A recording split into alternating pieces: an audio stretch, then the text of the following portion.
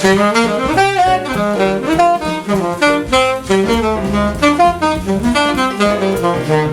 number one, in order for you to be able to produce a good tone, you must have the necessary muscles to be able to do it. So you must be able to develop some calluses in your lips so that your lips are strong enough to kind of hold the mouthpiece. And you also need to develop your throat muscles so that you're able to play in tune and that you're able to sustain a note and all of those things.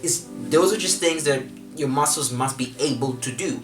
And in order to get that done, I've got a couple exercises that I do, and then everybody has told me to do these exercises and they work, which is, you guessed it, long tones. I think long tones doesn't necessarily help you get a good tone, but they help strengthen your muscle and they help you kind of hear your sound and kind of play more in tune. There's different ways of practicing long tones. What I like to do is practice pianissimo to fortissimo and fortissimo back down to pianissimo.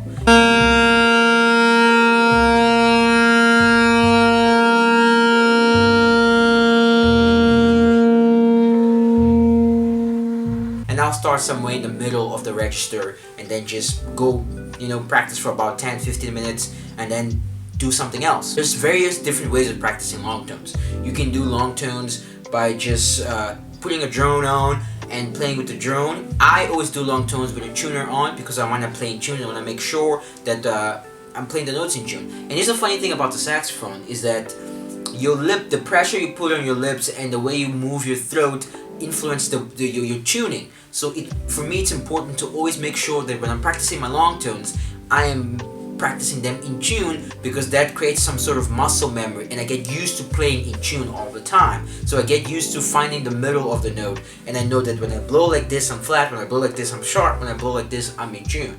Another thing is your throat muscles. One exercise that I think is very important for your throat muscles is overtones.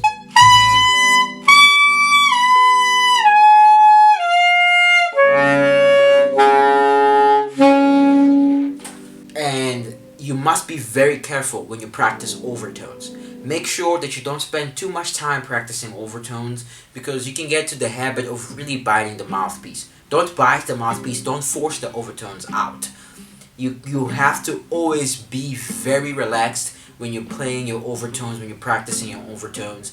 And don't force it. Over time, I've been practicing long tones for more than 6 years now, and over time it gets to you. Over time you figure out. But the advice I could give to you would be, don't bite the mouthpiece.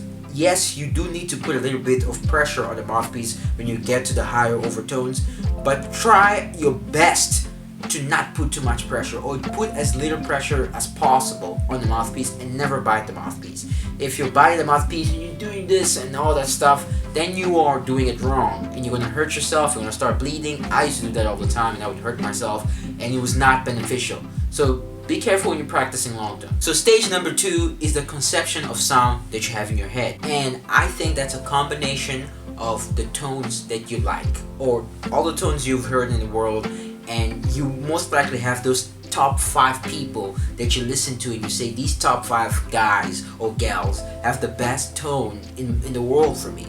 And I kind of want to sound like that. So that's, your tone is going to lie somewhere in the mix of those 5 people. And I've noticed that for my 5 people, all of them kind of have similar sounds. They have similarities. They're all different people, but they're very, very similar. So what you want to do on stage 2 for the conception of your sound is, once you figure out who you like, who you want to sound like, is you want to start transcribing a lot of these guys. Now, people transcribe for various reasons. One thing I've seen nowadays that's very common is people transcribe so they can steal licks and phrases and then they can put those phrases in their solos. That's cool. I do that too. As a matter of fact, I have my own lick booklet that I write by licks that I like and stuff like that. But I think it's very important sometimes to go further. Not just transcribe to get phrases or to get notes, but transcribe to get the sound. Like when I transcribe Bill Vincent's C sharp is very uniquely his, and I do my best to copy that sound. Now, I'm not trying to sound exactly like Will Vincent, but I'm trying to get a little bit of that essence that makes his sound.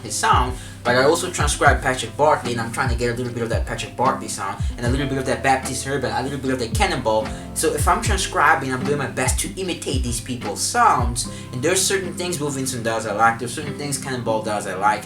When I try to imitate the sounds, I start to develop my own sound. There's one thing I've seen, and with a lot of kids, with a lot of people my age, a lot of friends of mine, which is everybody seems to be very obsessed with the idea of creating their own sound and being different. And I was obsessed with that too, until I said, you know what, it doesn't really matter. There's no way I'm gonna sound like Cannonball. So I'm gonna copy Cannonball, and I'm still not gonna sound like Cannonball. So I might as well just copy and take what I like from Cannonball, and then copy Patrick and take what I like from Patrick. Who cares? Nobody cares. And even if I sound like Cannonball, even if I end up sounding like exactly like Cannonball, I'll be happy with that because Cannonball is great. And stage number 3 is gear. Never believe anyone that tells you gear doesn't matter. Gear matters. If you look at all the masters, they've bought a billion mouthpieces. They're always trying different mouthpieces. They're trying different reeds. They change horns. They change necks. Gear matters. If you have a bad saxophone, you won't be able to play. Period. So everything matters, from the mouthpiece you choose, the tip opening, the brand of the mouthpiece, the reeds you choose, the strength of the reed. Now, here's the funny thing about this, is that gear is very personal. It's very personal to you. So, I'm not saying that you can go get Will Vincent's gear and sound exactly like Will Vincent. You won't. I've tried doing stuff like that, copying someone else's gear, thinking that I would sound like them. You won't. And you might not even like that gear. Sometimes it might even be too heavy or might be too soft, because everybody's different, everybody's lips are different, everybody's throats is different. So the 2 stages, they come first for a reason, because they're more important than your gear. But as you're practicing your muscles and as you're developing the conception, you're making a strong conception of sound in your head, then the 3rd stage becomes very important, because now you have an idea of what sound you want to have, and now you have the facility to produce that sound because you've worked on stage 1. So now you're at a point where you can start thinking about what mouthpiece helps me get to that sound the easiest and the fastest. So that's my framework of developing a good tone.